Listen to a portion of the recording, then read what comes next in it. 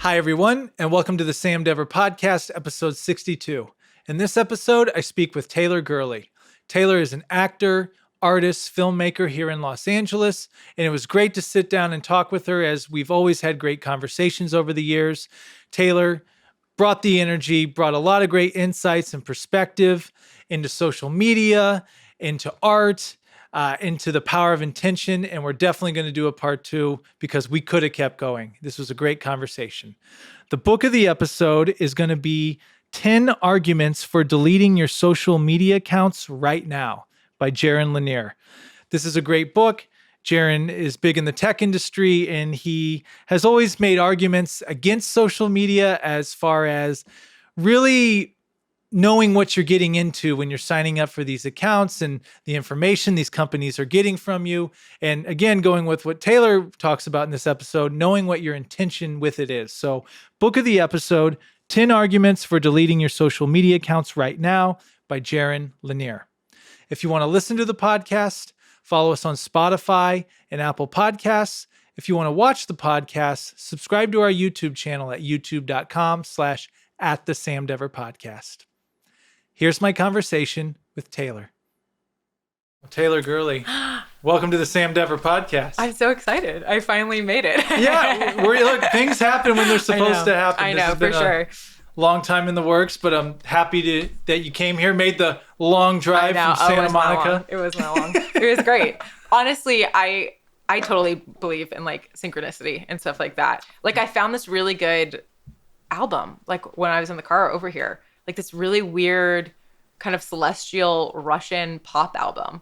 And it was like, there's no way I would have like found that. I was looking for something very specific in the car because it was like that time, like right after sunset, as I was driving over here, I think it's dusk, I think is what it's called.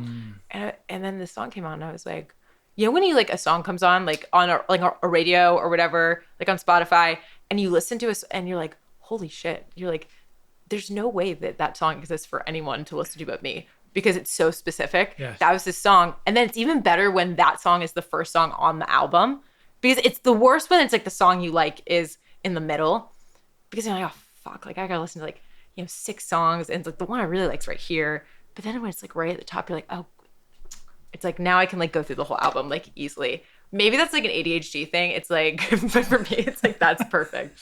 Yeah. So do you listen to the whole album when you listen to music or? So it depends. Like I make a lot of playlists, but I do feel like if I really, really like a song and then I really, really like the artist, I do feel like it's my due diligence as like a consumer of music, like a mindful consumer of music, to give their albums like a proper like sit down listen all the way through, like in order.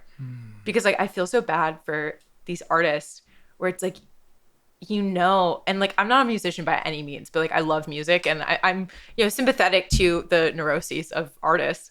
And so it's like I think about it, I'm like, man, like some of these people probably are like, it's a month-long debate about like, oh no, this track should go before this one, or like this track should go after this one. And then it's like if people go on Spotify and just hit shuffle, and it's like that kind of like story that they're maybe trying to tell is kind of lost to that, I feel like a little bit. Well, and it gives you perspective too when you listen back, like, especially on like records like from the 70s. I remember the first time I listened to, because they're so intentional. Yeah, because like that intentional. There wasn't even an option to not listen to it in Pink order. Floyd. So yeah, if it's like an artist from the 70s or 60s, I always have to listen to it in order because it's like that's how they and God intended it. Well, it's like a movie for your ears, pretty much. Exactly. Yeah, it's the narrative of the album. Yeah. What was it? Is it Sgt. Pepper's Band? Was that the name of it?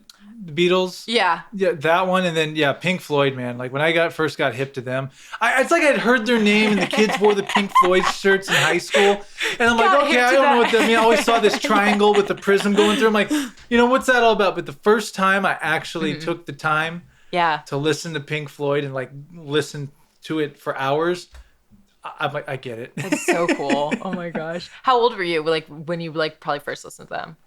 I was out here.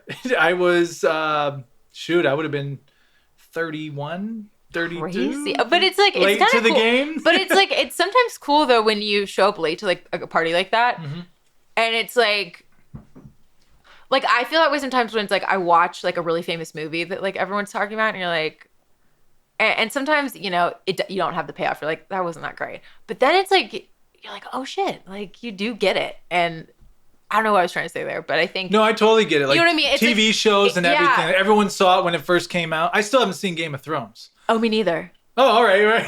I'm not, I mean, it's a gazillion hours and it's like violent. And so, like, someone tried to get me to watch the pilot, and I was like, I can't do this. I was like, life is hard enough. Like, I want like a sweet level of like escapism in some of the stuff I'm watching. Like, I mean, I can like, you know, throw down with it sometimes, but it's like, I'm not gonna watch Game of Thrones. Like, I title of ep. Like, just kidding. But it's like I just can't do that. Like, I don't know. But it's like, and then it's like I feel like with Game of Thrones especially, like, I mean, it became such a thing where then I was just so irritated. And then it's like I already knew everything that was happening because everyone wouldn't shut up about it. So it's like, no, I'm not gonna do that. The moment's passed, and I'm comfortable with that. You know? Yeah, well, and a lot of people said how terrible of an ending it was too. And Oh, I know. again, who maybe I would watch it and like it, but a lot of people said it. So it's like, well, do I even want to invest that time now? Yeah. On something I might just get disappointed Well, with? I mean, even the actors didn't like it. It's like I'm not gonna watch like, you know, I don't even know how many. I mean, it's long. It's like 13 seasons. I mean, a lot of that, half that cast went through puberty, like during the show's run. Yeah. It's like I'm not gonna invest like 30 hours to have a bad payoff. No, like, no. So I'm with you. I get it. Well, there's just so many options now too. I mean, I guess know. it's good that all the art's being made, but at the same time, you can only consume. No, so you much. you literally can only consume so much, and I think about that a lot. Where it's like it's so easy, I feel like, you know, turn on your TV or like your laptop or like whatever, and just throw on like the same show you've watched like 500 times. Like, I'm guilty of it. Like, you know, we all have like things that we comfort watch, but I feel like, especially as people who are interested in working in like film and TV and like are passionate about film and TV, I find myself like lately, I've been trying to be like much more intentional about what I watch, because it's like there's so much stuff out there, and there's so much stuff that's been created that it's like, you know, I feel like, you know, I have to expose myself to stuff. You know what I mean? Mm-hmm. And so I do, like, I try to watch everything. Like, Yeah. you know what I mean? It's one, because I love it. Like, especially TV. I love TV. Like, I will watch like so much TV. But like, especially with movies and stuff, like I've been on a big kick lately of like watching these like indie 90s movies that are like really like female driven and like kind of quirky. And it's so fun. Like, last night I watched this movie, Drop Dead Gorgeous. I don't know if you've seen it. I've heard of it. Like, one, I just have to say, I want this on record. Denise Richards has amazing comedic timing. Like, you know, because I feel like her career ended up being so like bimbo centric, where it was like, oh, she can't act, blah, blah, blah. But it's like watching this movie, it's like she is hilarious and like so committed. And like, it's like, I think it was Amy Adams' first role. It was Brittany Murphy's in it. Kirsten Dunst is one of the lead roles. Allison Janney's in it. Kirstie Alley plays like a character in it. And it's like this mockumentary about this like, I think it's in Wisconsin, it takes place in Wisconsin, this beauty pageant that they're doing in this small town, and how like the rich mom and the Christian mom in the town is like trying to rig it for her daughter. And it's so funny.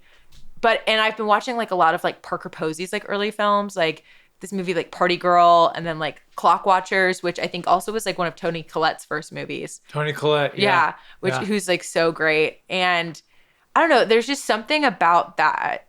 And what was the other one? I watched Day Trippers, which is also like early Parker Posey. And I'm in a big Parker Posey like moment right now. I just think she's so fantastic and so unique. Like if I ran Hollywood, like Parker Posey would be like the Meryl Streep of the moment, like personally, just because I think what she does is like so specific, and like, you know, certain actors where it's like no one could fill that hole that they're filling. It's like, I feel like Parker Posey is that, like, for me personally. And it's just like, she's so irreverent with a lot of her characters. But anyway, so, you know, I've been trying to like watch more stuff like that, you know, where it's stuff that inspires like me as an artist, like someone who wants to like write kind of like comedic but like complicated like female characters, and who wants to play those types of characters. It's like, I feel like it's my job to seek out content that depicts those types of characters and like watch it because it's so inspiring, and it also, for me, it's like, oh, like, people have made this stuff before, you know what I mean? Like, there is a place for these types of things. And I think it's really cool when a movie that maybe like wasn't a success when it first came out kind of finds like a cult following and sort of like ends up sort of eclipsing itself like ultimately. Like, I think like John Waters films are a lot like that, like Hairspray and stuff like that. Like, wasn't like smash hits like when they first came out. Maybe they were. I actually haven't looked into that. That's the lore of it, I think. Again, I could be wrong. I just want to go on the record saying I could be wrong. But like, I kind of love this idea of people feeling so passionately about like a weird piece of art or like a weird movie that not only do they keep it alive, they like turn it into like, a huge part of the zeitgeist. Like Rocky Horror Picture Show is a great example of that, where it's like, I don't know if that movie was like a huge commercial smash, but I mean, it is like so deep in the zeitgeist now. Yeah. I mean, it's like, you go up to like I don't know, like a 15-year-old, I bet.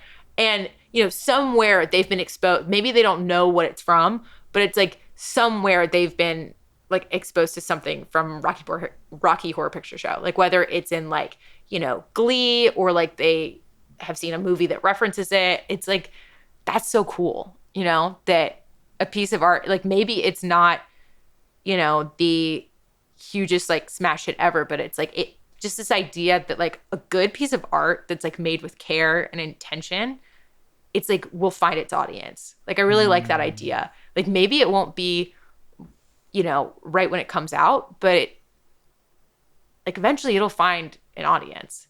And I feel that way about a lot of musicians I really, really love. Like, two of my favorite musicians, Nick Drake, who was a folk singer in England in the 70s, and Arthur Russell, who was kind of an experimental house musician in the 80s, both died super, super young. Arthur Russell was a gay man and died of AIDS in New York in the 80s. And Nick Drake died of like an accidental overdose, possible suicide. But I mean, both of them did not find like any commercial success, like really, when they were like still alive. And like I've written poems about it, but it's just like, but their music, which, because people cared about their art and like, made efforts to preserve it and whatever, eventually found its way to me. Like someone who was born like after both of them were dead, and I probably listened to their music every day, and these were two guys that were like just making music because they loved it and because it was like a compulsive need.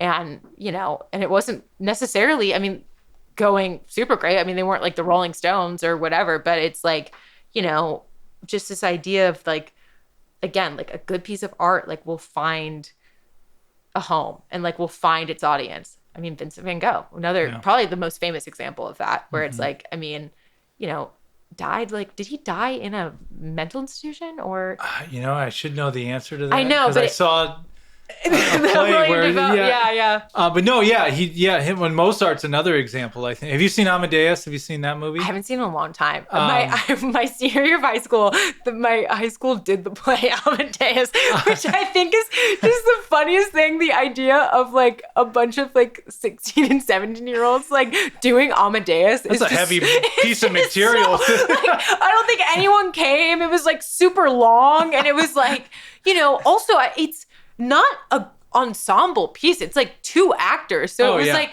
I don't know, like there was no hope for any girls getting like a huge part. It was like so ridiculous. But like, anyway, I would love to, like, I wish I could like go back in my brain and access that memory of like watching my high school's production of Amadeus and like project it for myself to watch now, because I bet it would be so funny. But anyway, Amadeus is crazy though. Like Mozart, his talent was undeniable at the time. Oh, totally. And again, I could be wrong on all of this, but from my understanding, I mean, he was a child prodigy. Mm-hmm. But he died, I believe, younger than he was like 34, 35. Yeah. Died like penniless, everything. But then as time went on, like you said, it gets found.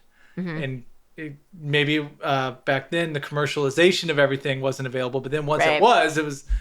Now that dude's one of the greatest of all time. Yeah, it's cool. It's really cool to like think about that kind of stuff. And it's like, I think as a creative person, I've had to sort of develop this relationship with creating art as like, you don't do it for yourself because that doesn't make sense. It's like you don't make art just for yourself. I mean, well, maybe to some degree, but it's like I think, when we're making art that like we want people to see, it's like an offering. It's a generous act because it takes a lot of work and it's hard and it's not, like an easy thing to do. But it's like you do it because you love it. You feel this deep need to do it and to put it into words. And, it's kind of just like a gift that you are trying to put out there. And if you like view it as something that you're just trying to give and like this gift you're trying to give to other people or whatever, I think I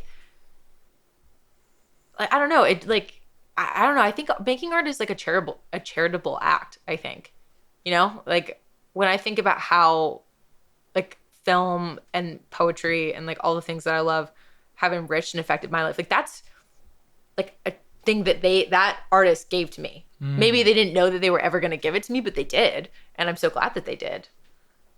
But I think it's like you have to view it that way, especially like these days where it's like it is so commercial and it's like, it can sometimes feel like you need like 100,000 followers on TikTok and like blah, blah, blah. And like, don't get me wrong, like those creators, like if you're bringing like 15 seconds of joy to someone's day and like you're making people laugh, like I'm not on TikTok, but like my friends send me hilarious stuff from TikTok all the time. And like I get a good chuckle out of it. Like there's like a place for all of that too. Of course, yeah. But it's like, it's like we're all, I don't know, I think there's like this quote or something. It's going to sound so cheesy, but it's like, it's something like, it's like we're all just like trying to like walk each other home or whatever, like in this life. It's like we're all just a bunch of like, we're all going towards like the same end. Yes. Not to get like heavy, but like let's get heavy. Like we're all walking towards like the same destination, like the end of our lives. And it's like, like we should just like walk there together. Like, you know what I mean? Yeah, when to quote the person I continuously quote, and it was on the last podcast, Chris Levy, he once said in class, he said, art is the thing. Art is, so like you're born and then you die. Yeah. Art is the in-between. It's your interpretation of what you think this life is. Because there is no, you know what I mean? Like people tell you, oh, this is how it is. It's like, but is it? No, totally. Everyone has their own human experience and own perspective and own interpretation of what's going on. So you like you say, someone may make someone, maybe this person doesn't know how to articulate it, but they see a painting, they hear a song, they see a film, they read a poem, they go, oh my God, that's it. Yeah. That's what I've always tried to. 100%. Yeah. If that makes sense. No, I love that you said that because I've always described, or not always, like recently I feel like I've come to this conclusion that what I view like art is like someone said, like a good piece of art to me is like when I'm really like blown away by something is that someone said what I thought was unsayable. Like they put, you know what I mean? It's like that sense of like, they said the thing that I felt and I didn't know that you could say it. You know what I mean? It's like they found like the language and like the way to communicate this idea that you didn't know could be communicated. You know what I mean? And that's what I feel like sometimes like in my writing or like whatever. It's like, if someone could just watch this movie or like this thing or read this thing and they could just be like, oh my God, like have that exact feeling that we're talking about, that, oh my God, like I know this exact feeling, but I didn't know that like you could communicate it. It's like I said something that someone else thought was unsayable. Like that is like, how profound is that? You know what I mean? Like that because it's like, because it makes you realize like how connected our experiences are. You know, it's like we all sometimes get into this like little bubble where we feel so separate from each other. And then it's like you read like a poem or like watch a movie and it'll speak so clearly to your experience, even if it's like what's being depicted is so separate from your actual experience. But you'll have this like one moment where you're like, like we all are feeling similar things. Like we're all existing in a similar like, you know, like tapestry of emotion. you know? And it's like, Yeah. I think about this all the time. It's like when I'm sitting in traffic or whatever, or like walking on the street and I'm just like seeing strangers, and I'm like, oh my God, like all of these people, like this is not like, I'm sure many of people have had this experience, but it is jarring every time I have it. It's like all of these people have had like just as complex experiences as I have. And I will never know any of it. You know what I mean? It's like I will never know about like that random guy's relationship with his grandma, but he had some relationship with his grandma or some lack of a relationship. Maybe you never knew her, but like I won't know what that is. It sometimes drives me crazy. For some reason, you just reminded me of, this is one of the most craziest videos I ever saw. Like, so it showed a human brain and like the stem of the spinal cord on it. And it was like freshly after someone was deceased, obviously, and they had it. And someone, I think it was someone in the comment section. It wasn't even the actual post, but someone's like, within that ball of flesh are memories, experiences. And it was actually freaky to even think of. It's like, this is all just an outer shell of, it's not including soul and all that other stuff. Yeah, but it was just like what you describe is like, that's why, like, it's like we really do need to, I mean, really like love and being kind to one another. And it's like, we're just, everyone's just trying to get through it, you know? Yeah, and I feel like in with the internet and stuff like that, that we're in a like super judgmental time, like in our culture, where it's like it's weird. Like social media is weird. Like I have a very like weird relationship with social media because it's like I love it and I think it's the best thing ever, but I also think it's like the worst thing ever. But it's like, I mean, I think a lot of people feel that way, but it is so weird to have something in our like collective that is literally the worst and the best.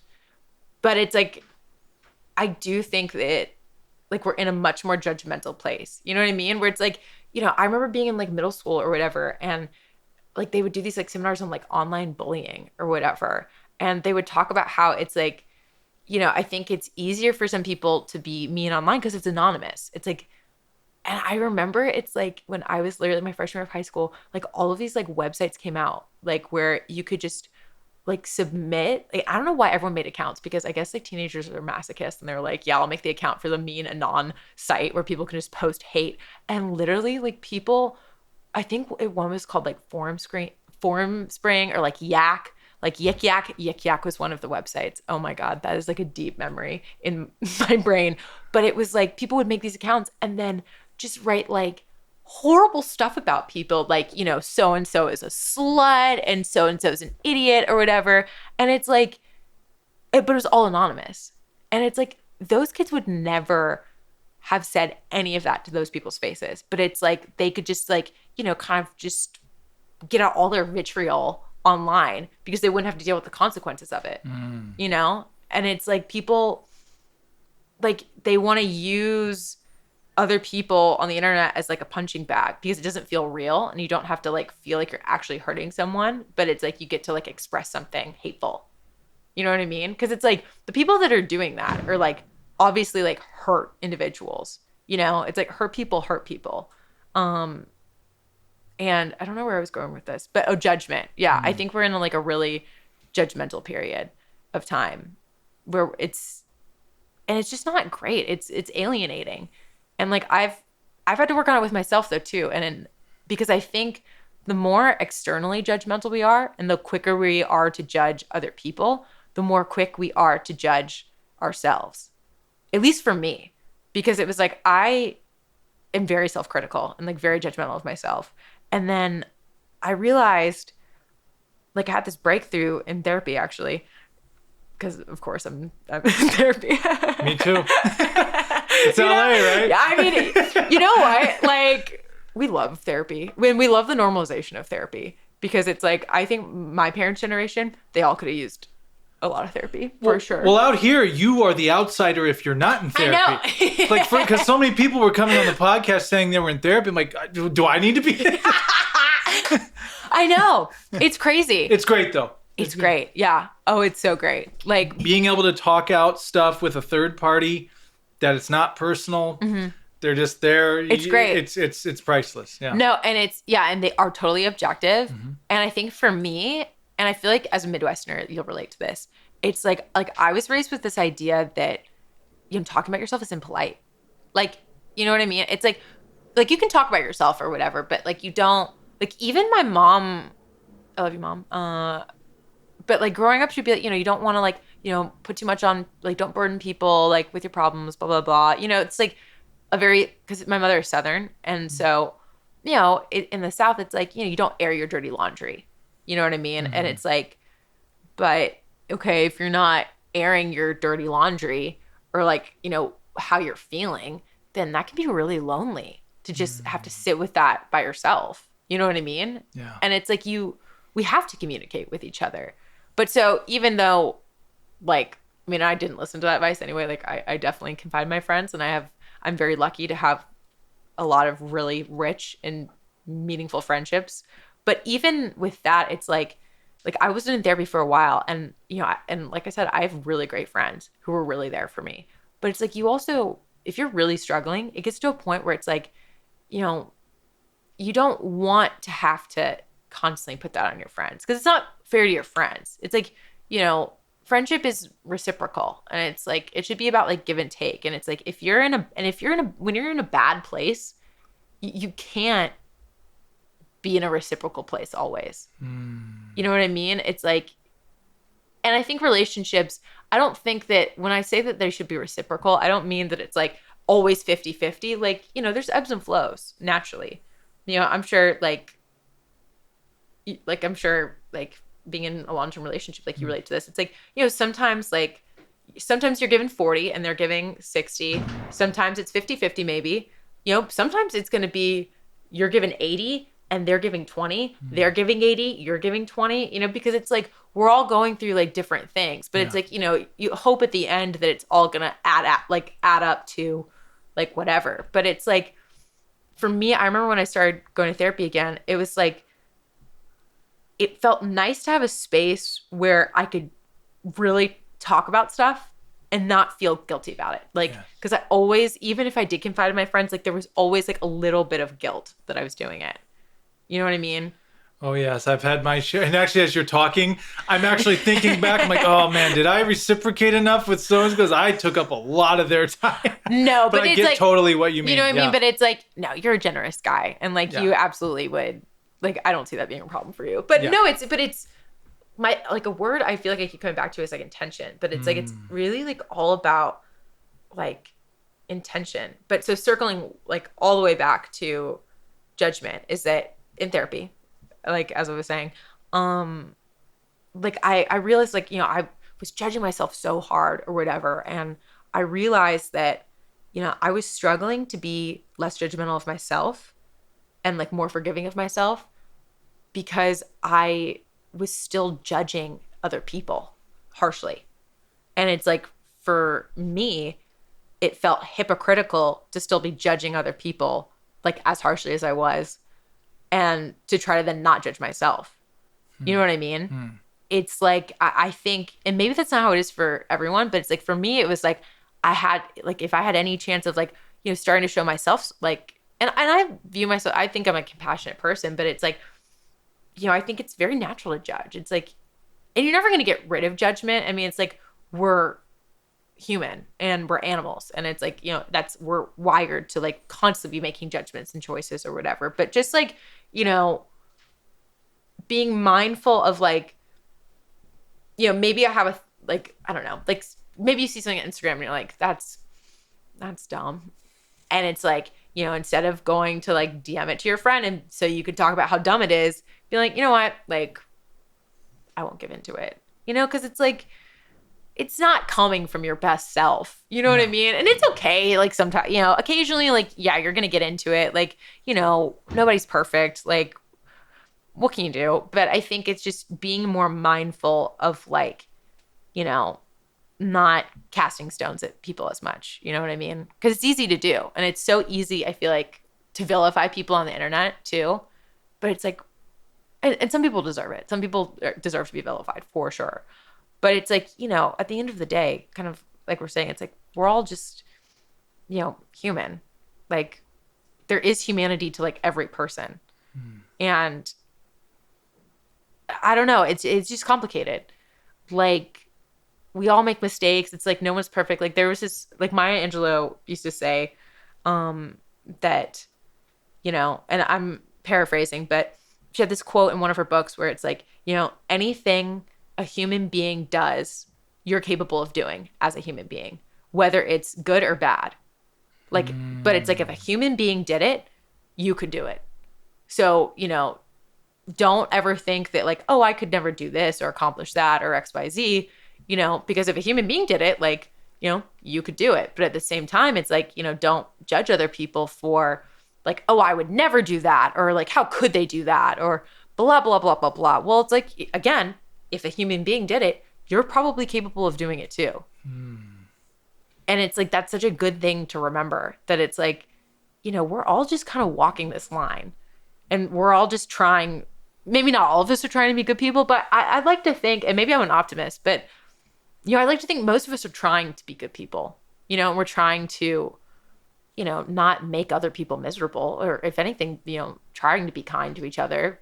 But, we make mistakes. We're flawed. That's like a part of it. It comes with the territory. It's what makes it interesting. Like this whole experience is that you do make mistakes. I think most people are good. I've always thought that. I love that. Most are good. Like most are at least not trying to do bad. Right. They may not be proactively doing good, Mm-hmm. but they're not trying to harm anybody. Right. Most people are not malicious. Yeah. Most people, yeah, I would say, yeah, that and there's good neutral. Like they're like, just don't mess with me. I'm not going to mess with you. Yeah. But they're not trying to stop you or harm you. Right. Exactly.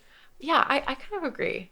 And then the judgment thing you remind me, well, with social media, it's like, you can't help to judge because most of these people you see, well, it goes both ways, right? Because if I see someone I don't know, all I have to go off of is what they're giving me. Mm-hmm. So based off of that, I have to make a judgment. But then at the same time, someone I know might post something and I go, that's not really you. Or I'm judging them for it's crazy. That's so interesting because that's such a good point, because it's like we are literally judging more than ever. And we're doing it in a super detached way, like on our phones. Mm-hmm. Like we're just sitting here and we're just like, that's dumb. Love that. Hate that. Like, it's, but it's so detached. That's crazy. Yeah. It's crazy. Well, and you actually took a big break from social media. You're probably, I think out of everyone, I think you've taken the longest break out of anyone I've ever met. I love that. So tell us about that experience. Okay. So I was off Instagram, I would say from like on off, like I would say like 2018, 2019-ish, like around that period, like to literally, I would say 2018 to probably 2018, 19, 20, 21 to probably 2022. So close to 4 years. I was off social media, like proper. Yeah. And I actually, when I got back on social media, I had my old account deactivated, but like deactive is like having your account deactivated. Like you're not supposed to keep it deactivated that long. So when I was like, oh, I think I'll get back on social media, when I logged it back on, it was like, it was like a cyber junkyard. Like it was like, 3 things had been archived and then like the posts were all weird. And I was like, oh, well, this is bullshit. I'll just like, we'll clean slate it anyway. Because it was like, and I had that Instagram since Instagram was invented, literally since like I was a high school student, like when I was like 15. And so, that's the worst part about having an Instagram account for a long time. It's like, it gets cluttered with all these people and you're like, I don't want to know what this person is doing. Like, this person I went to summer camp with like 10 years ago, or, this girl from my high school that I talked to 3 times. It's like, I don't need to know that she's married and living in, Milwaukee. Like, I don't need to know that. Mm-hmm. And so I just decided to like do a clean slate, but I'll talk more about, I guess, why I decided to get off social media and then staying off of it, I guess. Yeah, if you could tell us why you got off and staying off, and then why you got back on. Yeah. So I got off social media because I was dealing with like a lot of chronic illness at that time. Like I like, so this will get into a longer story, but basically, like, I had this kind of like, well, I suffered carbon monoxide poisoning when I was 20. And so and that was in 2016. And so that like really affected my life. And I ended up like really struggling with my health in like the like time period after that. And so like around 2018, so I have polycystic ovarian syndrome, which is like this whole like hormonal issue where you like can form like cysts in your ovaries, and it's like, it really messes with you. And at that time, I was like really struggling with it. Like my hormones were like super fucked up, and like I had never had acne before in my entire life, and I got like the most intense like cystic acne like all over my face. I mean, it was like all over my forehead, like my cheeks, and it like came out of nowhere. I mean, it was so bad and so inflamed. Like it hurt to shower because it hurt for the water to hit my face. It was so inflamed. And like, like I had to go on Accutane and like all this stuff. But like, at the same time, it's like, I was also dealing with like, Epstein-Barr, which is like this kind of weird like version of like mono. And then just like, I also have like a traumatic brain injury. Like, so it was just, and all of that stuff was like in a really bad state around that time. And I just, being that sick, like I had to like, move in with my parents for the summer because like I couldn't take care of myself. Like I remember calling my dad crying like at 4 a.m. and I was just like, I like can barely get out of bed. Like I can't be by myself right now. And so I ended up having to go home. And when I was in that state, I just couldn't deal with like the highlight reel of Instagram, like going through that. Because obviously it's like, I was sick physically, but then it's like, that affects your mental health. So it's like, I was just depressed. I was like, fuck this. It's like, I don't want to see any of this. And so like for that summer when it was like, I think I like was with my parents from literally like July to like October. Like that's how long it took for me to like really get back on my feet and like make a recovery. And it's like, and I was getting like, high dose vitamin C IV infusions like every week to like try to deal with the inflammation. Like, I mean, it was honestly one of the worst times of my life, like for sure. And so I didn't want to deal with the bullshit fakeness of Instagram. And, so then I got better. I came back to LA and like, I was doing my thing and, ended up like, was like working for the Napa Valley Film Festival. Like I was doing cool stuff and I was like, oh, I'll get back on Instagram. And then it was like, after being off of it for so long, I was kind of like, you know what? I don't want to be on this right now. Like I kind of enjoyed not being on it. And then I was probably back on it for like a month and I was like, fuck this. And then got off it again. And then just sort of like realized how much I liked not being on it and not having to deal with it and how much it had been like affecting my mental health. So then I got rid of like all social media. Like I deleted Snapchat, I deleted Facebook. Like I don't remember what else I was on. I think that was about it. TikTok wasn't a thing yet, so I didn't have that to delete. But like I got like cleared it all out. And I don't know, I just felt like it gave me some clarity and it just I didn't feel like I was having to think about other people as much. Like I wasn't like doing that judging thing. I also wasn't comparing myself as much. And it just became like kind of a nice thing. And it was really, what was really crazy though about getting off Instagram was I realized how many people like I lost touch with, who's like when I was no longer like right in their faces or like on their news feeds, it's like I just never heard from them again. And like still, even though I'm back on Instagram, there are a few of those types of people who I thought were like my good friends at the time. But it was like once I got off social media, like completely lost touch with them, which was pretty crazy. I was really surprised. And then it's like, people then forget your birthday and stuff like that. It's like, you're like, oh shit. Like, but then it was worth it for me at the time. So it was crazy. It really it shows you who your true friends are going off social media and see it, or who's quick to forget you, I guess. Well, and you probably, I mean, because when you're on it, and the thing is, I'm cautious of it and still partake. Yeah. But it's like you're filling your consciousness my God, with other people's thoughts. And look, that's cool to intake stuff, but at the same time, it's like overload. It's total overload. I don't think us as human beings were meant to take it on that much in your head. No. Because it really takes you out of your own experience and you get thrown into all these other experiences and just the way like it's just in your hand and you can just go through the stories and I think that it takes you out of your own experience.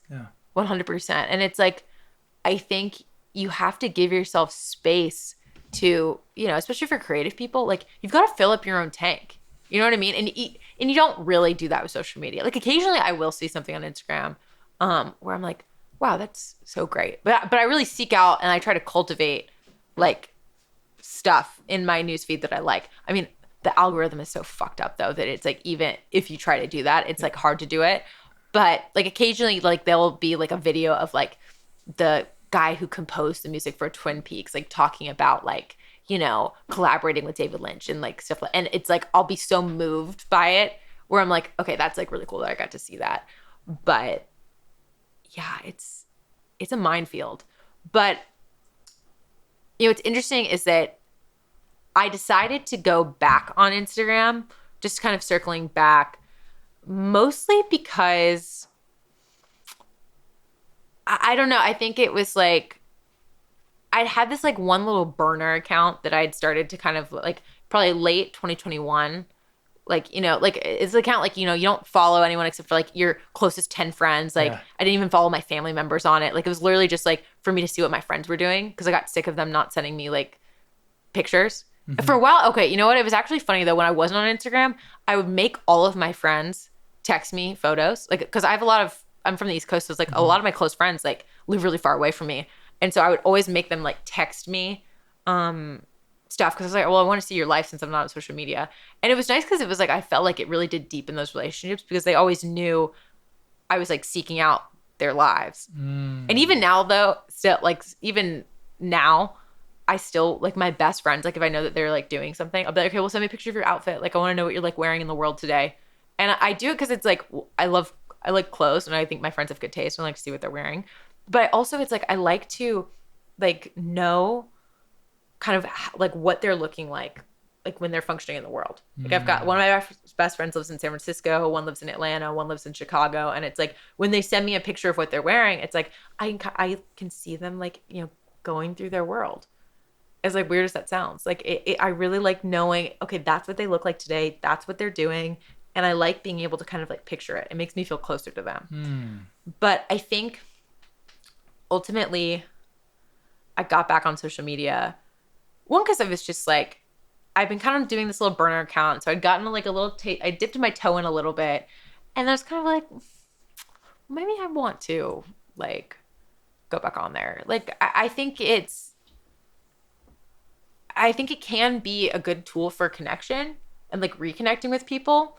And so I kind of like decided I was just going to do it. And my friend from Chicago came and visited me and she's like, just do it. She's like, you can always delete it again. She's like, but you've been taught, like, I think I was starting to drive some of my friends crazy. Cause I was like, should I get back on Instagram? Like it was a real, cause I hadn't been on it for like so long. It was significant like, it was significant for me, but it's like, they were like, all right, you're making it, we're going to throw up. Like you're nauseating us with it. Like just do it. And so then I did it and like, followed like a couple handful of people where it's like I still considered them close friends of mine or whatever, but we'd fallen out of touch. And it was like the first picture that came on my feed was this good friend of mine from high school who, I mean, was a year older than me and we were always really, really close. Like I went to an all-girls school and so it's like, you do your class ring and like, when you're a junior, you're like a senior girl, like gives you your ring. It's like this whole like thing. And like, this was like the senior girl that gave me my ring. Like we were super close.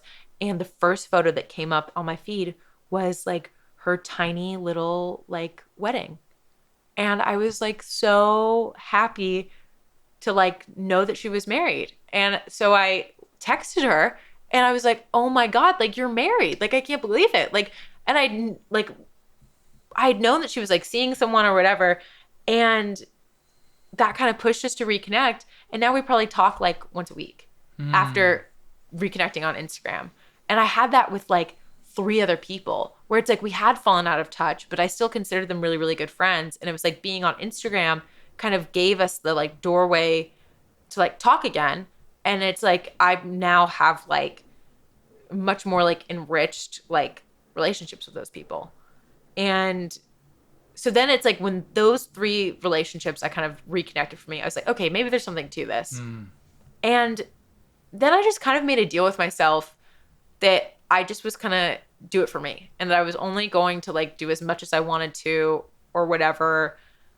And I don't know. I think ultimately though, it's just a good thing to have. You know what I mean? It's like when you meet people like on set or like out or whatever, and like you want to stay connected, but it's like you don't want to give them your phone number. It's like Instagram is a lot easier to stay connected with people. Like I think that's something I did notice when I was off Instagram, is that like people would ask for my Instagram and I'd be like, oh, I don't have Instagram. And they would be like, what? Like, and then we would exchange numbers and people would never follow up. Or it's like I would try to follow up or whatever. And it just like, it didn't really happen.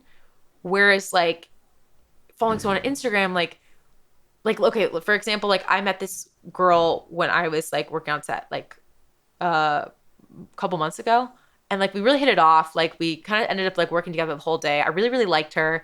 And so, you know, at the end of the day, like we were like, oh, like let's exchange Instagrams or whatever. Like, you know, we both got kind of busy. Like we never really followed up about like hanging out like we had planned to. But then she works in production design and like works as a florist. And she posted this thing on her Instagram story the other day. That was like, I didn't know that people did this. But it's like when you're making like a flower arrangement, it's like you do like little grids of tape to like keep certain like flowers in place. Oh. So that then so that those like, I guess like marquee flowers like stay in that one position, so that then like the arrangement doesn't move like when you're moving it around. Oh, that makes sense. Right? Doesn't that make sense? I never would have thought that. And then I literally called my mom, and she's like, "What, you mean like this?" And so my mom has been doing it too, but I had no idea. But so anyway, I was like, I thought it was super cool, and so I responded to her thing, and I was like, oh, this is like awesome, like blah blah blah. And then she's like, oh yeah, like XYZ, and she's like, oh, like, you know, we should like really like grab that coffee or whatever. And so, you know, now we probably will like have coffee like next week or something. Like the thing that's nice about Instagram is that like you can make a connection with someone like, and maybe not follow up with them immediately, but then it's like maybe they'll post something and you can like respond to it. And then it gives you kind of an in, even like a couple months down the road, like to get together with someone. Yes. And you can kind of still see what they're doing. And sometimes it like tapers out a little bit, and you know, you do end up just hitting them with the mute or the unfollow. And, you know, that's life. Like, what can you do?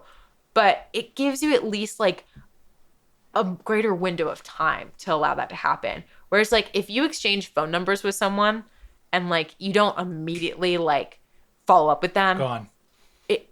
It's, like, it goes cold. Do you know what I mean? It's, like, you got to strike while the iron's hot with that kind of situation.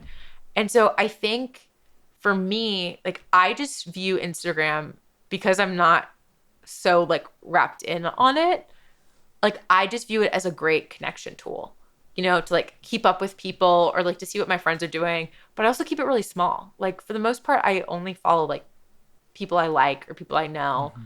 But also just like it's like people will ask you for your Instagram, like, you know, if you're meeting people like around it's just a good, it's kind of like a bit like a business card at this point. You know what I mean? It's like a way for people to sort of like, especially like in entertainment, like I feel like it's a portfolio. People just ask for it. You know what I mean? Like even if you've got like, I always joke, I'm like, yeah, I have like a bot like Instagram presence. Like I have 3 posts and I have like, I follow like 100 accounts. Like it looks like a bot, but it's something. You know what I mean?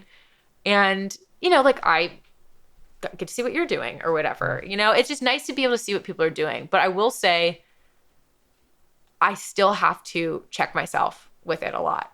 And there'll be times where I will delete it off of my phone for like 2 weeks. And I have this thing with myself. It's like, you know, if I can't delete Instagram for, you know, like at least like a couple days, like 3 days, like if that feels like a problem to me, then I have to like delete it for a week. You know, it's like there's this saying in meditation, like, or I guess like Buddhism, about meditation, where it's like, you know, if you say you don't have time to meditate for an hour, meditate for 2 hours. You know, and I think that's how I kind of feel about Instagram. It's like if I feel like I can't take a break from it for like a day, then I need to take a break from it from like a week or a month. You know what I mean? So it's like just again, kind of being very intentional about how I use it. And like I try to be really aware of like how it's making me feel. And if it's making me feel like worse or I'm feeling more bad than good with it, then I take a break. Like I take a lot of breaks. Like I delete it off my phone. Sometimes I'll delete it off my phone multiple times a day, but that's just like how it is. But for me at this point, I think, especially coming out of like the pandemic and everything, it's like, I had been off social media for years prior. It's like then it was like when it's a lockdown and it was like so isolated. I think coming out of that, it just made me like more hungry to feel connected to people. And so it was like, I think that was like another push where it's like I had felt like I'd spent so much time sort of like not putting myself out there, like even in a little way where it's like I wanted to kind of get back in the habit of that. Because I'll tell you something funny, even like when I did my first Instagram post or like posted like my first story, even though it was literally like 30 people following me, like all close friends, like I felt like sick almost like, or like nervous, not like that bad, but like I felt like nervous about it or whatever. And I was like, okay, like if I can't handle like posting some innocuous little thing to 30 people, like how am I ever going to show any of my art to anyone? You know what I mean? It's like, I think a part of that was like that was a part of it for me too, where it's like, you have to, you know, like build up your skin a little bit in terms of like being willing to put yourself out there. Like, and I do think, I mean, and that's probably just me because I think so like most of us are probably pretty numb to that at this point because we're on social media for like so much of our days, or we have been on it for so long. But for me, it was like, taking not being on it for 4 years, it's like I viewed it as like this thing where I was like putting something out there in a way that I hadn't in 4 years. And it's like when it's like what we were talking about before the podcast about like the weather. It's like if you just expect the weather to be a certain way and then it's not, it's like it's jarring, or it kind of pushes you to like actually notice like things about it. I think for me, it was like being off of Instagram. It's like, and then coming back onto it, I saw it more as like this kind of powerful tool to like really put something out there, even though it's like, whatever, it's like an algorithm, like no one's going to see it. But I don't know. It's like, I think the whole purpose of it, like I view it in a different way because I had that time away from it. So yeah, I don't know. But social media, it's like, and just like technology in general is really strange because it's like I hate it, but also like I love texting.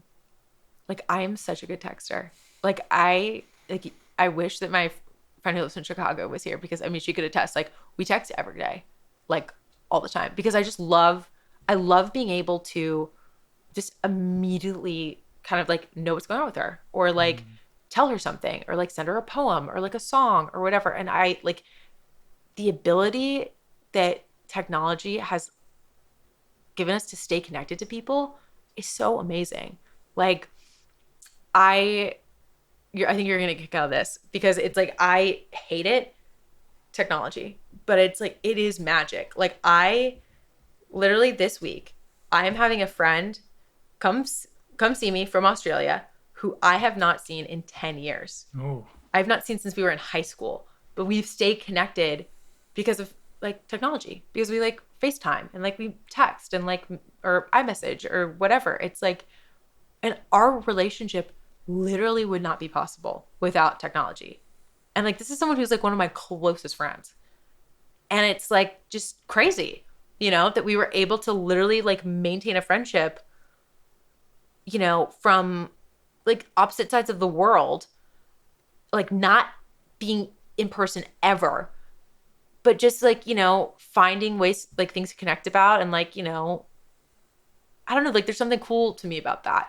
Like that if you feel strongly enough about someone and like you feel like you really connect, like we have the tools to like really maintain connections with each other, and that's what drives me crazy sometimes. Like when people are like, oh, I'm just a bad texter. I'm like, how are you a bad texter? I'm like, I don't know. Like, and I get it. Like we all are like so screened, like over whatever overstimulated with our phones. But it's like, okay, we'll pick up the phone and call someone. It's like people used to literally have to send telegrams or like Morse code or whatever, or, you know, smoke signals. Like I think for someone who loves communication as much as me, like I can't not say how much I love it. Or like voice memos. Like voice memos are the best thing ever. That you can just like record yourself talking about something for like 3 minutes and then send it to your friend. Like that's awesome.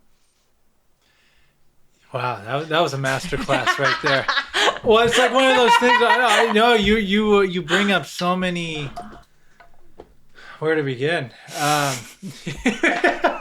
No, that was very brilliantly put. I feel like I've not stopped talking this entire time. No, that's why I wanted you on the podcast. I was so worried that I wouldn't have anything to say. And literally, I never shut up.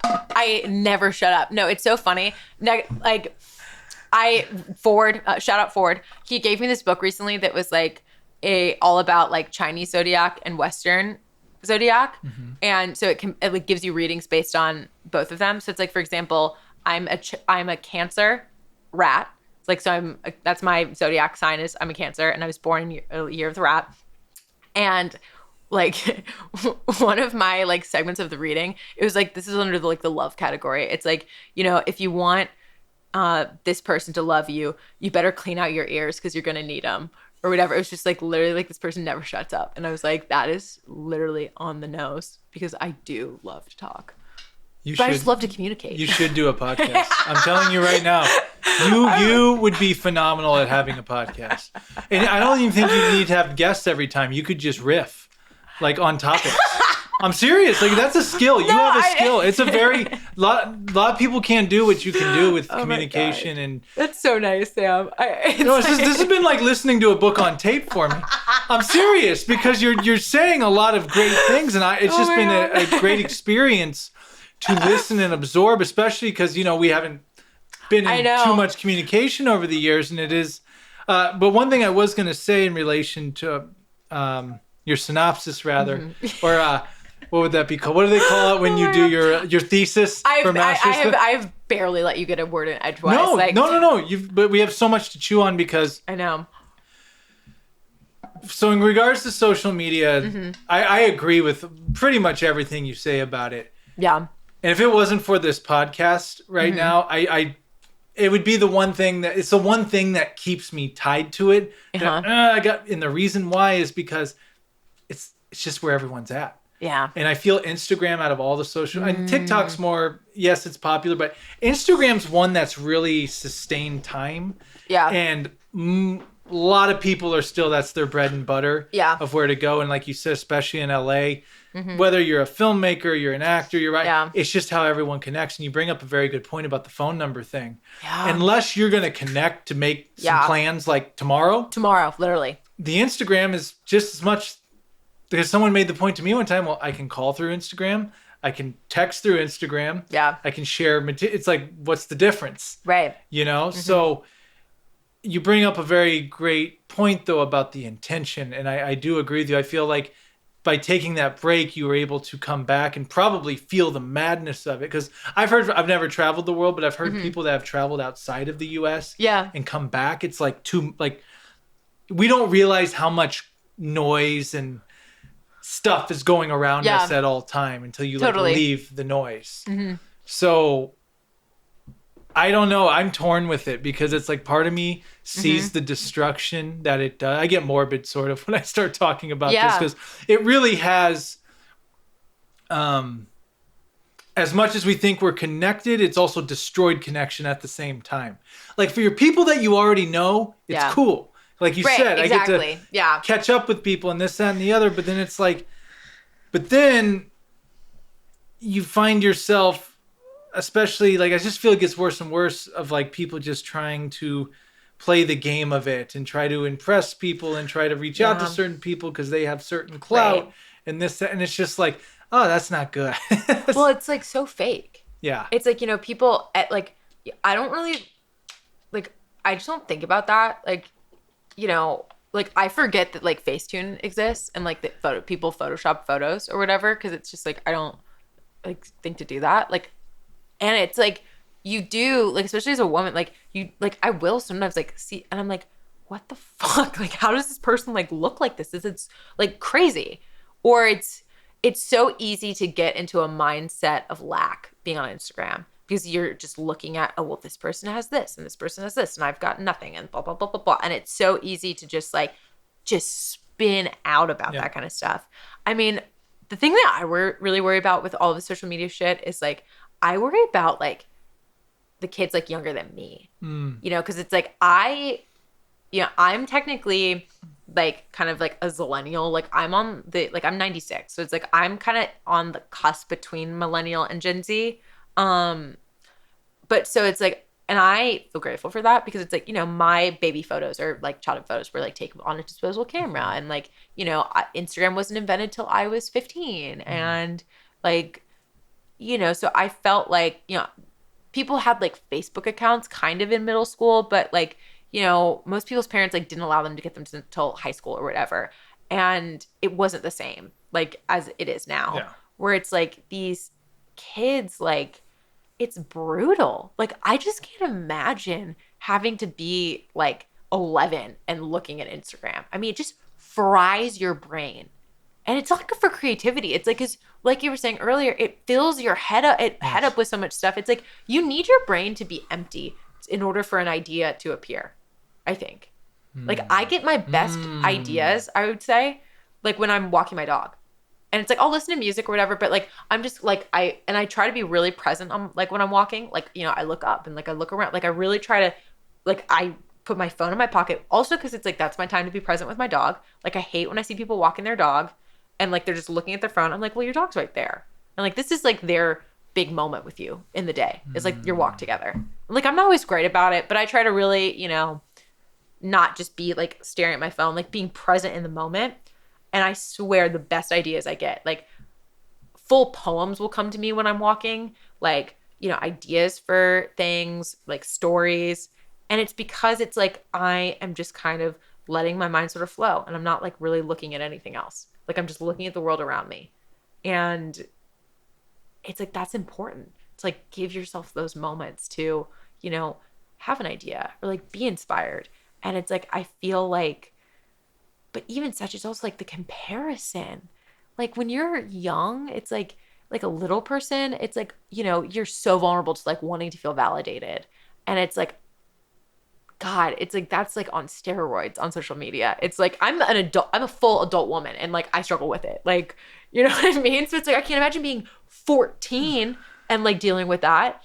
I mean, it's funny, like my mom, who is, I won't say her age, but like she's like, you know, what her whole life without social media basically. It's like she'll sometimes be like, you know, like, oh, like so and so didn't like my Instagram. And I'm like, oh my God, mom, like you gotta stop. Like she probably didn't see it. But it's like literally like even my mom is like offended by it. It's like so and she went like most of her life without it. So it's like for a 14-year-old that's literally like never not known social media and maybe their parents have been posting baby pictures of them on Instagram. It's like, oh my God, that is freaky.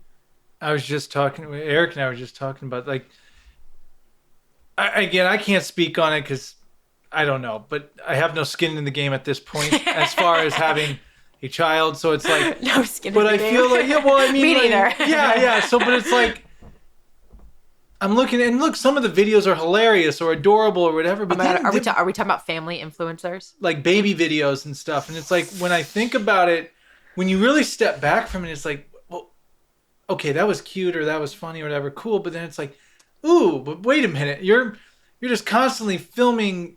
And again, our parents filmed us on our whatever disposable cameras and you know maybe the big camcorders, but it looked like a news camera. But they just didn't upload you to social media for everyone to see. Because what's going to happen when that kid is older now? And they're going to look back like, dang, mom and dad, you just did nothing but post me and shared me publicly. It's weird. It's just odd. And again, maybe I would think differently if I was on the other side. But it's just, I don't know how, I can't really say, I can't tell you it's a terrible thing, but I can definitely say I don't think it's a great thing. I don't think it's a great thing either. Yeah. And it kind of reminds me of like how when every person and I didn't do this, obviously, but it kind of reminds me how like, when everyone gets a puppy, it's like they immediately make like an Instagram for the puppy where they're gonna like post as like, you know, like butterscotch or whatever. I follow those like, accounts too. You know what I mean? But it's like every person, but like I'm talking about people I know. It's every person you know thinks that their, cockapoo or like golden doodle is going to be like, the next Instagram puppy. And it's like, follow like, sugar peas, like Instagram or whatever. And it's like, no, because what happens is, within the 6 months, it's like, the puppy, which was adorable and like gets tons of likes. It's like, especially with those doodles, I'm going to call it out, grow up to be kind of clownish, weird looking dogs. And then no one people always come in so hot with these dog Instagrams, like when they're puppies. And then literally like, I'm talking like 10 people I know have like done this. It's like they're posting every day, like puppy photos. And then it's like the dog gets full grown. And then it's like the account is like a graveyard. It's like, it's that weird thing where it's like, I don't know. It's like, why did you do that? Like, do you know what I mean? It's like, yeah, but I'm talking like every person, almost every person I know that like has gotten a puppy, like made an Instagram for the dog. And I was like, why did you do that? Like, just send it to your friends or post it occasionally on your thing. Like, I'll post my dog or whatever, like every once in a while, because she is adorable. But what type of dog do you have? I have a Belgian Shepherd. Okay. Yeah. Okay. She's so cute. I'll show you pictures. But I don't know. It's like, it's the same thing. It's like, just enjoy the puppy, because the puppy's not going to be a puppy forever. Like, so why don't you just hold your puppy? Stop trying to film the puppy. And trust me, I could make like a gallery of all of the puppy photos I have of Ruby from when she was like 8 weeks old. But it's like, they were just kind of just for me. Like, so, cause I do love like looking back at it or whatever, but it's like, I wasn't trying to get like the shot for Instagram. Like I was just trying to get it for my own memories. And I think that's the difference in what you and I are talking about, like what our parents did as kids, where it was like, it's for the memories. It's like, there's a different intention behind it. It's like, you're not motivated by like, oh, if I take this picture or like people are going to like respond and think how cute my baby is, like blah, blah, blah, blah. You know what I mean? It's like, they're doing it for public approval. Again, it's the intention thing. It's like, there's a difference between taking a photo that's like, you're taking in the moment because you're so like moved by a moment, or like, it's your kid's first Christmas, like your baby's first Christmas. Like, like people have filmed that forever, even before social media was the thing. It's like, like my dad, there's like home videos of him in the 60s or whatever. You know what I mean? It's like there is, and I think as long as the mediums have existed to capture like memories, it's like people have felt like compelled to do that. Like, I think that is a part of our whole deal, is like, we do want to like create these relics of these moments in our lives. Like, I mean, going back to even to like cave drawings or whatever, like there's a compulsion to make or like, capture something about our lives in the moment, but it's the intention. It's like, there's a certain purity to like, I want to remember this, like when you're 50, because you're always going to be my baby. And I'm taking this photo because it's like, someday when you're like, grown, it's like, I'll get to look and it'll take me back to the moment where it's like you were spitting up on me or whatever. Like there's like a poetry to that. You know what I mean? There's like a beauty of that, of like capturing that thing. Or it's like, I'm so glad that my grandma took pictures of my dad when he was a baby, because I'm like, it reminds me that like, oh my God, this person that has been this like, pillar of strength in my life, and like who has only ever been in a giving role to me as my father. It's like to look at this picture of him as like a toddler or as a baby and be like, oh no, like he is also a human being who also has all the same needs that I do, who also once was just a little boy who loved his mom and like who, wanted to like, ride his bike or whatever. It's like having memories like that, like that's beautiful. Do you know what I mean? To like be able to put things in context like that. And that's very different than, making your kid do TikTok dances. You know what I mean? Because it's all about intention. I think that's like my word of this episode. It's just like intention. No, I'm obsessed with it. Well, no, and you explain it greatly. And to be fair, as I'm thinking, like, what would be an advantage of people that do share their children online, I guess, would be maybe you connect with other parents. It's a form of communication. You find your tribe, if you will. And listen, my cousin and his wife, they're only a few years older than me. Like they just had their first baby. And I got to be honest, I love every single freaking photo they post of that baby. Because I'm in California, they're in Virginia. Like, stay connected. I haven't met the baby and I love her. Like I want to see a million pictures of Rhodes a day.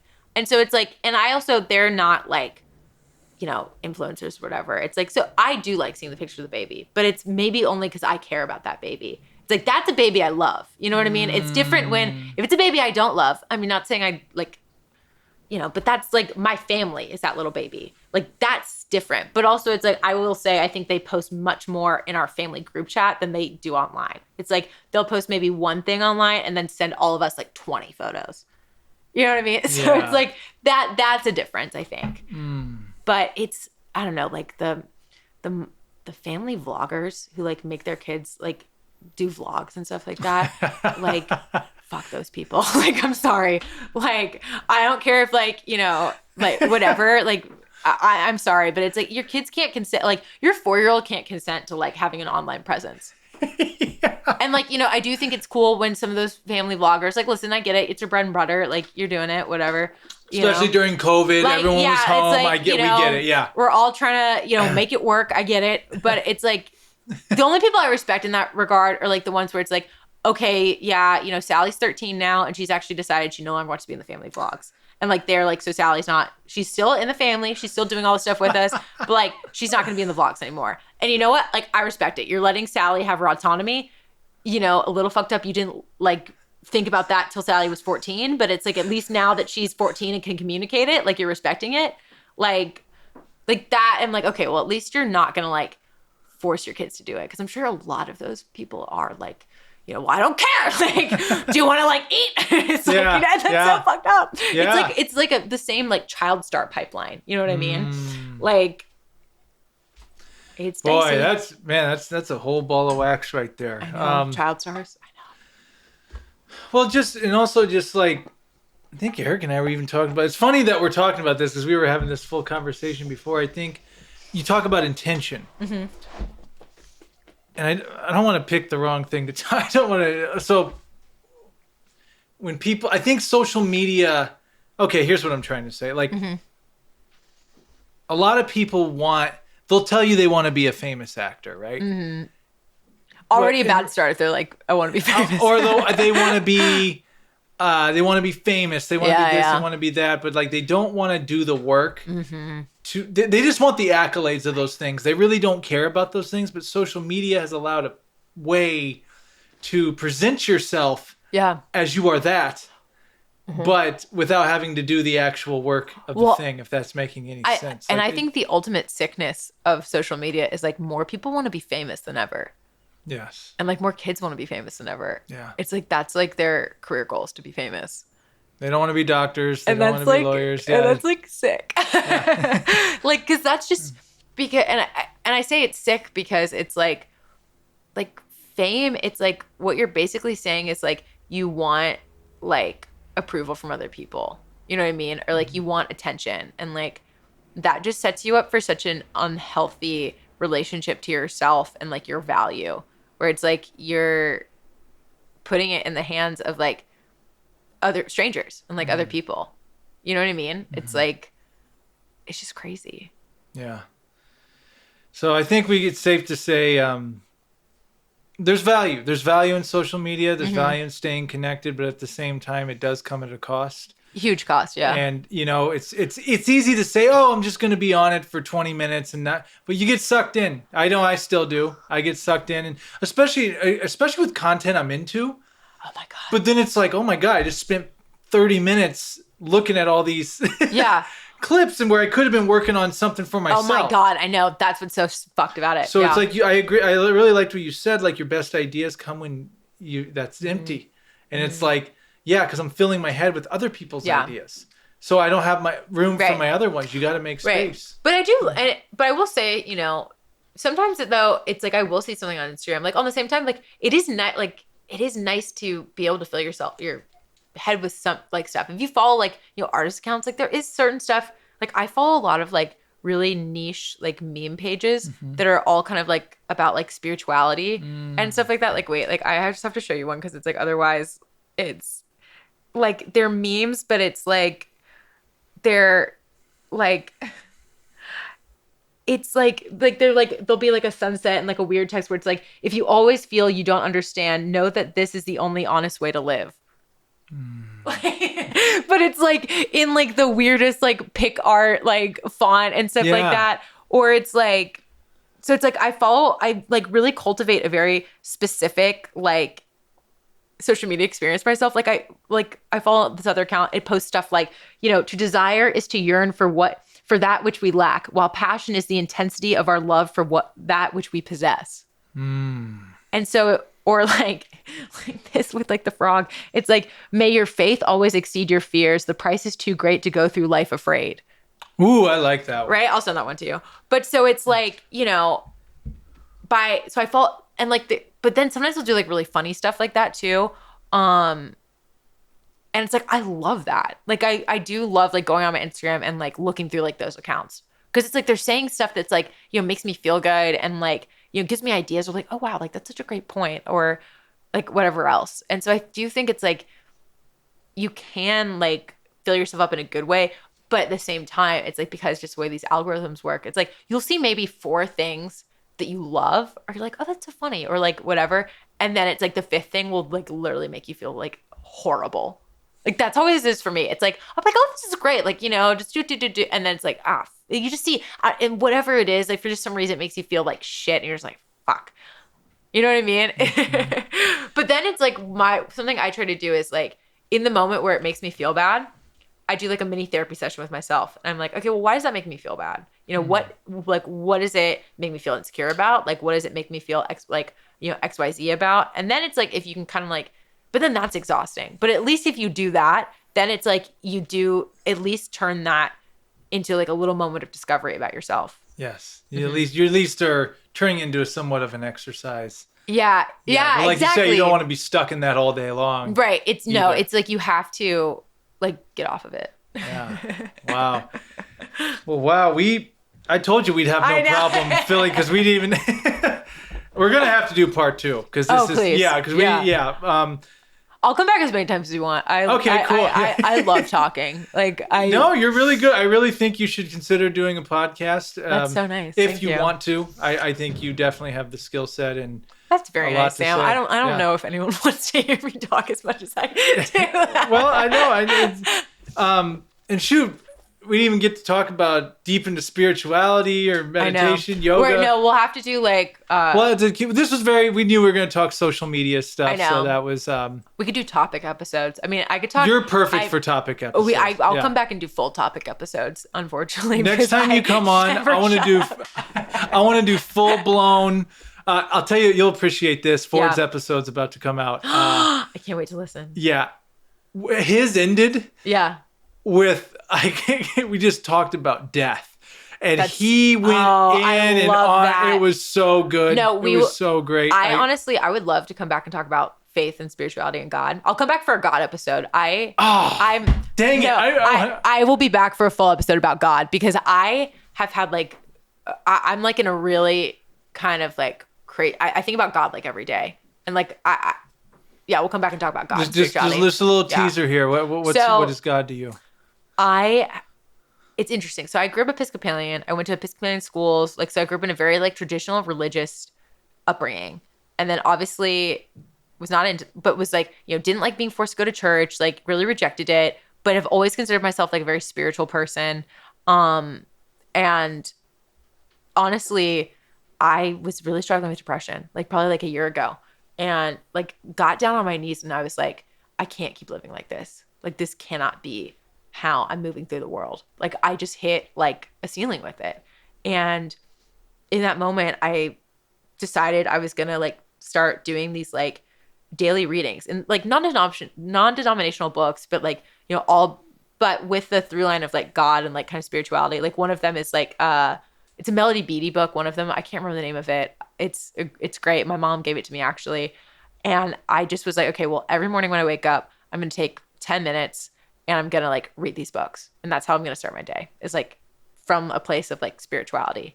And then it's like I did gratitude lists for a while and like all this different stuff. And it's all kind of culminated into like this kind of like awakening of my like personal faith, and also like these thoughts about God and like these ideas about like how God is just like imperfect. And it's like, because we're imperfect, and if we're made in God's image, like how can that God be perfect when we're not? And just this idea of like, I don't know. It's like, I'm really obsessed with like the ways in which we mimic God like in our lives and like how we like play creation with like creating children. And it's like, you know, you think like, you know, people who are super mindful and like, you know, they have kids and it's like, you think like, you know, how could you have a kid like and bring a kid into this world or whatever, XYZ. And it's like, you know, sometimes they don't have an answer for it, but it's like, they just felt like compelled to do it. It's like, you know, even though you know you're going to have this kid and like they're going to come into a world that's fucked up and like they're going to get hurt and be hurt and all this stuff. It's like you're willing to take the risk that they're going to experience pain because you want them so badly to exist. Oof. And like, that's how I think God feels about us, that it's like, God is willing to like risk us experiencing pain. And it's painful for like God, and it's painful for God for us to experience pain, but it's worth it to God to have us exist. And like all that comes with us existing.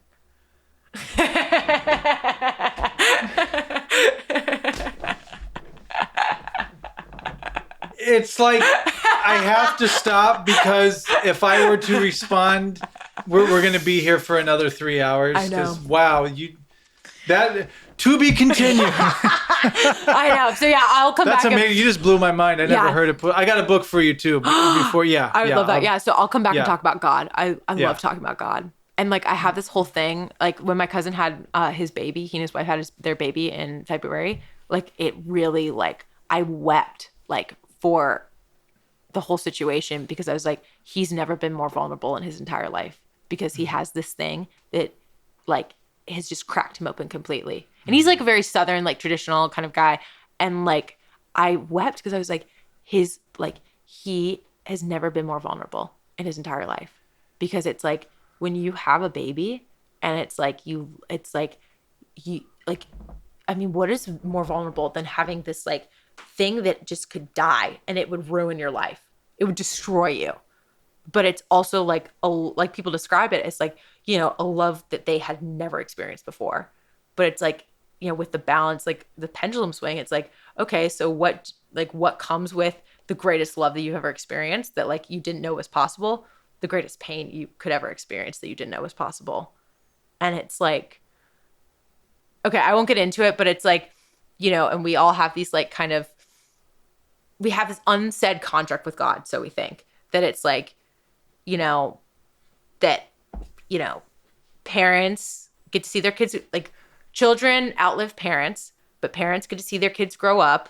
And it's like, you know, that's this like agreement we think we have with God, but it's like, there is no agreement. It's like God never signed at the dotted line. It's like we just assume that because it's like if we didn't make that assumption, you could never bring yourself to have a kid.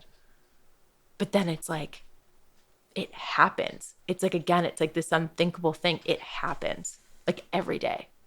And but again, it's like this whole thing about just like this compulsion to create and to love and to suffer the consequences of creating and loving, which is pain, which also then gets us into another cycle of like creation and love and XYZ.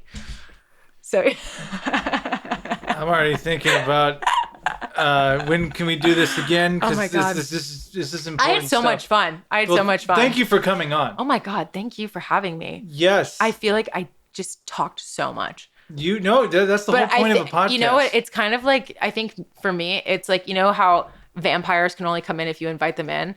It's like, I'll only go off like this if you invite me on your podcast. Like, that's my version of it. It's like, okay, well, you invited the vampire in. So, like, they're going to, you know, do their thing. No, that's brilliant. I think you brought a lot of value. You brought a lot of great things to think about. And you gave us a lot to look forward to because I definitely would love to explore the concept of God, religion, spirituality. Well, you're such a great person to talk to because you're so open and so obviously like a deep thinker. Mm-hmm. And, you know, you want to get into all this stuff. So it's like, you know, I can't have a conversation like this with like anyone. I mean, I can. No, I know what you mean. I mean, I can. I'll be honest. Like, but it's like people aren't always receptive to it. Right. And sometimes it does feel like you're like, okay, well, I'm going to reel it in. Like, I'll maybe say like one or two of this. Like, I'll test the waters with people. I'll be like, I'll say maybe like a snippet of maybe something. And then you see how they react and you're like, okay, yeah, no. So we're not going to talk about any of this stuff, you know?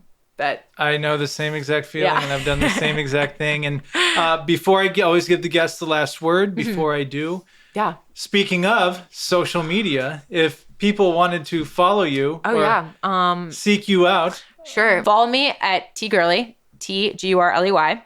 And if you liked anything I said, you can, or you didn't like it, just DM me and I'm happy to talk about it more. I love to talk about all this kind of stuff. and going to the art, it's as an artist, like as artists, we created this conversation. Eric's putting the production that's so together, cool. and we're just going to put this out. It's not up to us what happens That's to so it. true. So someone may hear something you said, and you may spark something like you just said. I didn't know someone knew how to say it. Oh my God, I would love that. So how great would that be? it's going to happen. I know. Oh, well, thank you so much for having me, Sam. Yes. You're a great host. No, you're a great guest. Thank you for coming on. And I always give the guests the last word. It can be absolutely anything. It can be wisdom. It can be philosophy. It can be something that's on your mind. It can be absolutely anything. What would you like to leave us on? So I pulled this like little mindfulness card today that one of my best friends gave me. Shout out Zoe. Thank you. And it said, if you use the word busy to describe how you're doing, like most of the time, really try to think about another word you could use, because we're all kind of addicted to this idea of being busy and like XYZ, but it's like, try to think about how you're doing or like how you're feeling on a more like spiritual level. Cause I think it's so easy for us all to kind of fall into that kind of, hustle mindset or like whatever. And it's a big part of life, but I think it also is important to take things like a step deeper. So it's like, for me, it's like, or I think it also says like, or, just focus on like how you would like to be. And so for me, it's like the word that I would like to be is like loving. Like I would just like to be just like give love out into the world. And so I think it's good to think about with intention. Actually, I feel like my whole word is intention. That's what I'm really obsessed with right now. It's just living your life completely with intention and really going through, the motions of your everyday life and not taking anything for granted. It's like every choice matters in some little way, So just like being intentional about the way you're talking to people, the way you're talking to yourself, the way that you're moving through the world, like the way that you are, making the people around you feel like it's all really, really powerful and we all feel it. So I think that's really what I want to say. It's just like, try to like really be intentional about like everything you're doing, because it honestly, it's life-changing, I think, to like really be awake to your own experience. Yeah. Mic drop. Taylor, thank you so much for coming on. Thank you so much, Sam. This was so fun. So much fun. We'll do part 2. I would love it. Literally, please. Right. I'm coming back to talk about God. I'm looking forward to it. Thank you so much for coming on. Thank you so much for having me again.